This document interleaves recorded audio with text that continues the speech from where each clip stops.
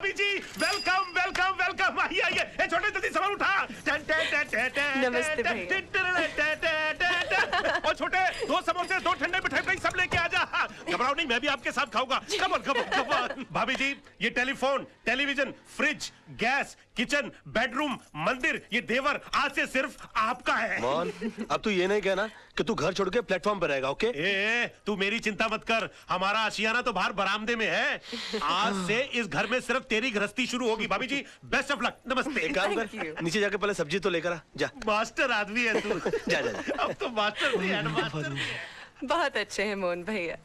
बहुत top level का आदमी है।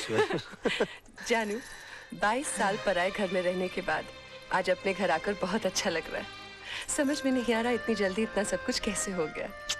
समझ में तो मेरे भी नहीं आ रहा है कि इतनी जल्दी ये सब कुछ कैसे हो गया। भाभी जी sorry to disturb your intimate relationship, लेकिन डिनर में बैंगन चलेंगे ना? चलेंगे चलेंगे चलेंगे। Now you can come closer. I'm going out. I'm going out.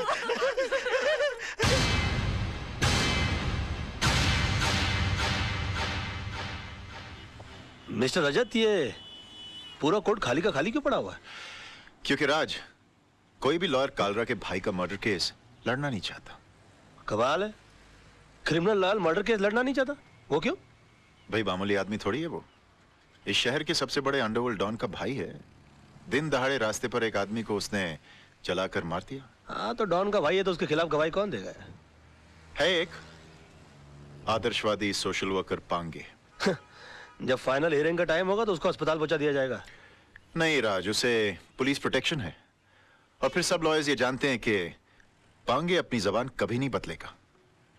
और अगर उसकी गवाही पर कालरा के भाई का वकील ये केस हार गया तो कालरा उस वकील को गोली मार देगा। और अगर जीत गया तो? डूंगरी में ठस जाने का। ये भाई कौन है, कहाँ जा रहा है? जी वो कालरा साहब से काम क्या है? वो उनके भाई के केस के सिलसिले में बात करनी है उनसे। वकील लग रहा है भाई। ठीक है ठीक है। इस फाइल के अलावा और भी कोई फाइल है क्या? नहीं, इसका कॉपी चाहिए। कालरा भाई, वकील साहब मिलने वाले आपसे। Hello sir. कौन है तू? वो आपके भाई के मर्डर केस के सिलसिले में बात करनी थी आपसे। ओ, बात कर इससे। पहले कोई मर्डर केस लड़े हो?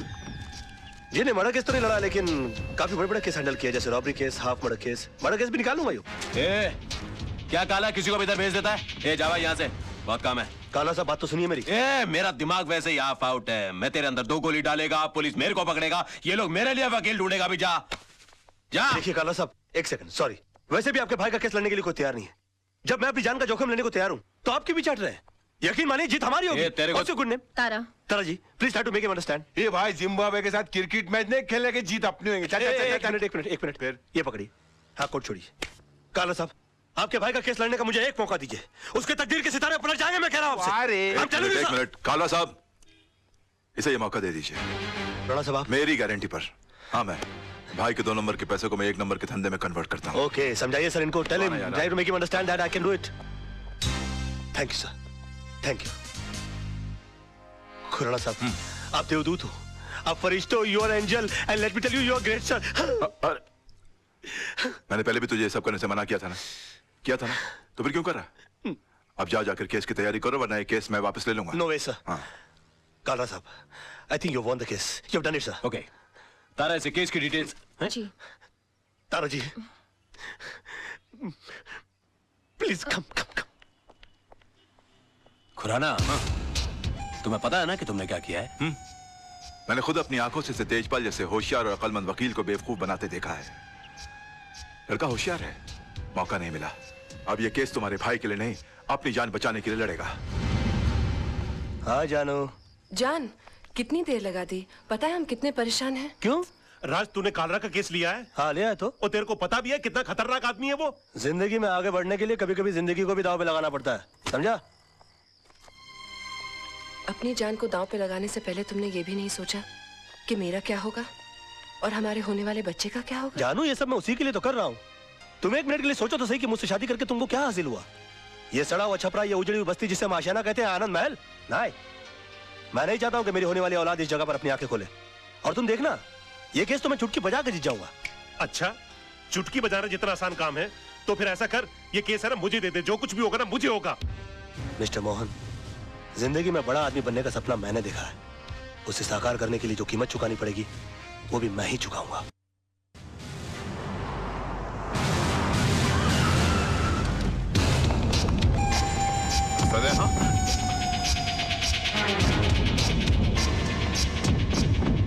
योर ऑनर, 26 तारीख की शाम को 5 साढ़े 5 का वक्त रहा होगा कि मैं दिन भर की जनसेवा से थका मांदा लल्लू भाई पार्क की बेंच पर आराम कर रहा था कि अचानक मुझे बचाओ बचाओ के चीखने की आवाजें आई।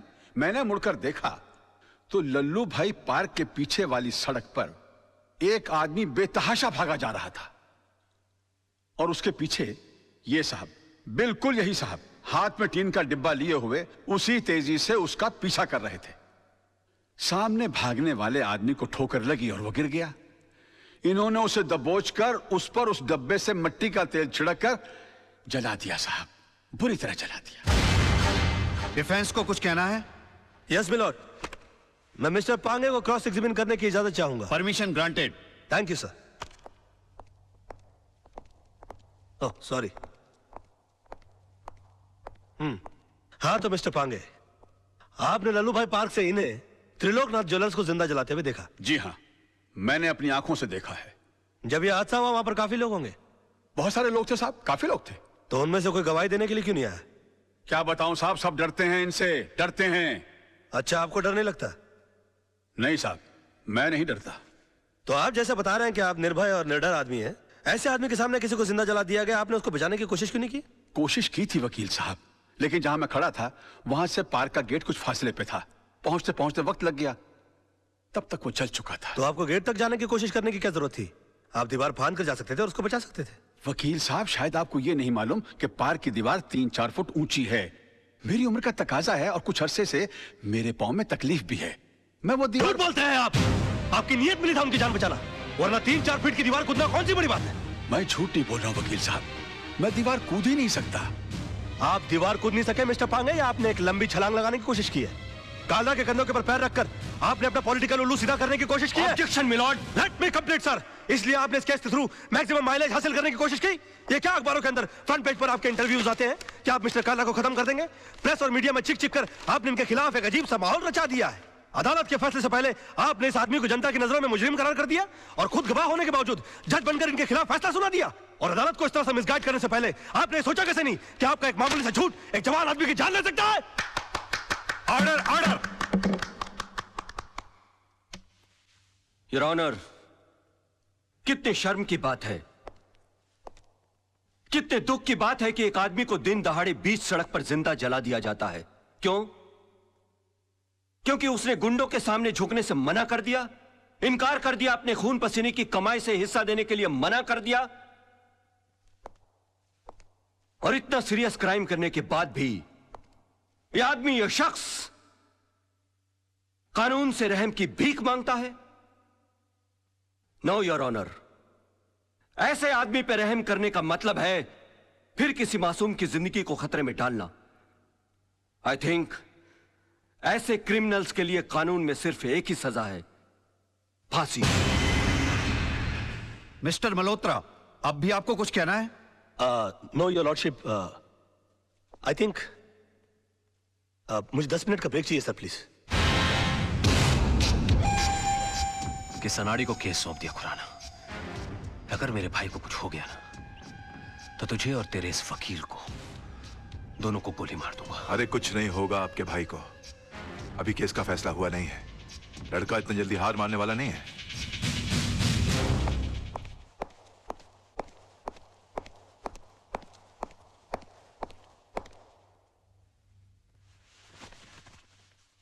योर ऑनर,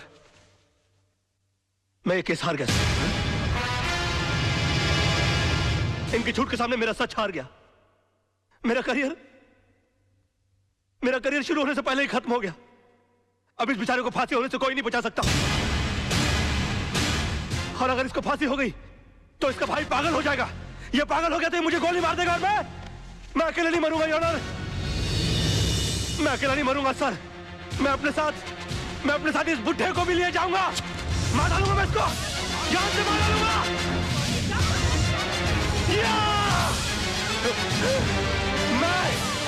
मैं इसको जान से, क्या हो रहा है? मैं जान से मार डालूंगा सर। रोकिए इसे।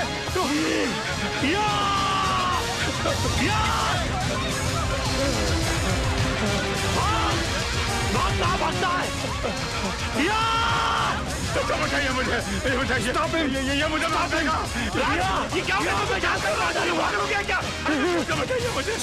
मैं इसको जान से मार डालूंगा सर। पकड़े गई क्या? मिस्टर राज मल्होत्रा, ये क्या तमाशा है? I am sorry sir, I am sorry your honour, मगर मिस्टर पांगे के झूठ को साबित करने के लिए मेरे पास दूसरा कोई रास्ता नहीं था। कलयुग हो या सतयुग, सच्चाई को हमेशा अग्नि परीक्षा से गुजरना ही पड़ता है। जो आदमी दूसरे की जान बचाने के लिए 3 फीट की दीवार कूद करने गया, वो अपनी जान बचाने के लिए 6 फीट का कटघरा और 8 फीट की दीवार कूद कर उस तरफ चला गया। इससे साबित होता है योर ऑनर कि मिस्टर पांगे कितने बड़े झूठ हैं। इन्होंने 2 झूठ और कहे इस अदालत के अंदर। पहला झूठ कि वहां पर बहुत सारे गवाह मौजूद थे, अगर वो थे तो वो कहां है? गलत, वहां पर सिर्फ 3 लोग मौजूद थे, मिस्टर पांगे, जलने वाले मिस्टर त्रिलोकनाथ जी और मेरे क्लाइंट मिस्टर विनोद। और दूसरा झूठ इन्होंने ये कहा कि ये आग बुझाने के लिए गए थे और मेरे क्लाइंट मिस्टर विनोद इन्होंने आग लगाई, जबकि हकीकत यह है कि आग इन्होंने लगाई और मेरे क्लाइंट मिस्टर विनोद ने आग बुझाने की कोशिश की, जिसका सबूत है मेरे दोस्त मोहन प्यारे, जिनके हाथ जल गए मेरे हाथ की आग बुझाते बुझाते। योर ऑनर, ठीक उसी तरह जिस तरह मिस्टर विनोद के हाथ जल गया त्रिलोकनाथ जी की आग बुझाते बुझाते। हाँ, क्योंकि हाथ उन्हीं के जलते हैं जो आग बुझाने की कोशिश करते हैं। आग जलाने वालों के हाथ कभी नहीं जलते सर। और वहां पर तीनों में से सिर्फ एक आदमी का हाथ नहीं जला, and that is only mister Pange, and that's all your honour. अरे कौन कहता है मुंह काला है झूठ का? अरे कौन कहता है मुंह काला है झूठ का? वाकई में तू मास्टर आदमी है यार। है झूठ का? कौन कहता है मुंह काला है झूठ? इमोशनल फूल है यार तू भी, खुद का हाथ जला लिया। कुछ नहीं यार, बोल बाला है झूठ का।